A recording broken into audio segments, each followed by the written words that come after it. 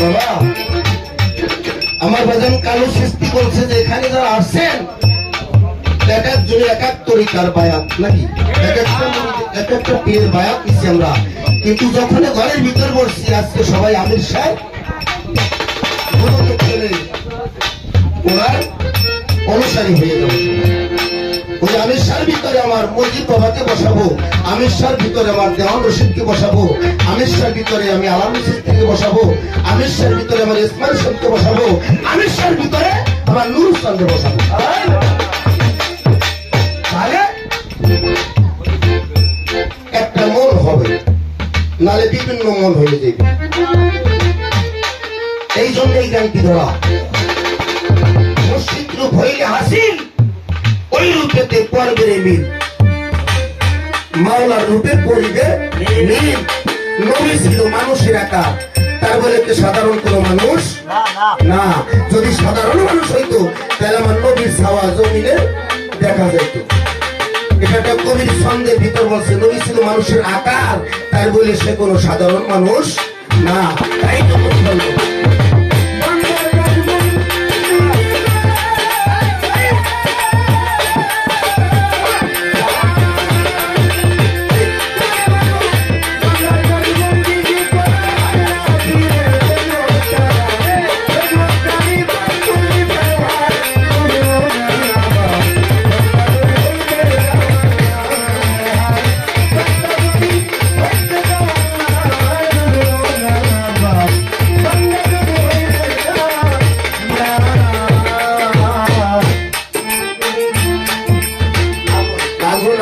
সবার জানা হাতে আগুন ধরা যায় না, ধরতে হইলে কস্তুরি দরকার, ধরতে হইলে কস্তুরি দরকার, ধরতে হইলে কস্তুরি দরকার। আগুন আছে সবার জানা,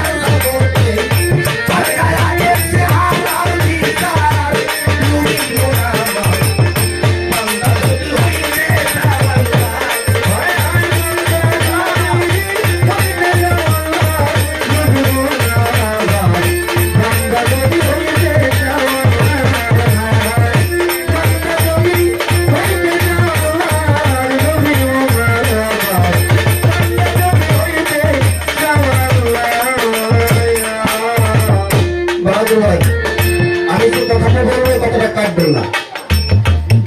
আপনি বাড়িতে কিছুদিন আগে গান করছে, আপনি কিন্তু কাইটে একটা গান করছেন। কি কইছে? আদম হয় আল্লাহর চেহারা, কোরআনেতে দেয় ইশারা, ময়দা আগে চেহারা বিচার। সূরা ইখলাসে আল্লাহ কি বলছে? সূরা ইখলাসে কি বলছে? আমি তোর জন্ম দেই নাই, আমি তোর জন্ম নেই নাই, আমার নাই মাতা নাই পিতা নাই কোনো ছেলে সন্তান, আমি হইলাম লা শরীফ, আমার কোনো শরীফ নাই। এটা তো কার কথা? আল্লাহর কথা। আল্লাহ যে লা শরীফ, এটা তো সত্য না, এটা ছিল সত্য। এটা তো অগণিত চেহারা, আমার মন নাম্বার চেহারা, আমার সেই চেহারা না, আমার মামুনের যে চেহারা, মারুফের সেই চেহারা না। একটার চেহারার সাথে কারো চেহারার কোনো মিল নাই। এখানে একটা সূরা ইখলাসের অংশ নাকি বাবা?